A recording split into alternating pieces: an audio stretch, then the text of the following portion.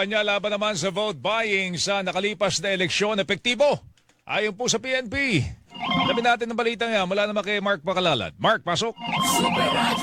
Maliban sa tagumpay ng eleksyon, naging tagumpay din ang kampanya ng pamahalaan laban sa vote buying. Sa isang pahayag, sinabi ni PNP Police General Romel Marbil na naging aktibo ang ugnayan ng pulis at mga komunidad para labanan ang pamimili ng boto. Patayan niya sa datos ng PNP. As of May 19, meron silang naitala na 38 na insidente ng vote buying. Mas mataas ito ng 14 kumpara sa 24 na kaso ng barangay at sangguniang kabataan elections noong 2023. Pinakamarami rito ay nagmula sa rehiyon ng Central Visayas, sinundan ng Ilocos at Calabarzon. Gayunman, sinabi ni Marbil na bagaman mataas ang kaso ay hindi ito nangangahulugan talamak ang bentahan ng boto. Bagkus, resulta umuna ito ng pinaigting na presensya ng mga polis, intelligence gathering at pinalawak na election security operations.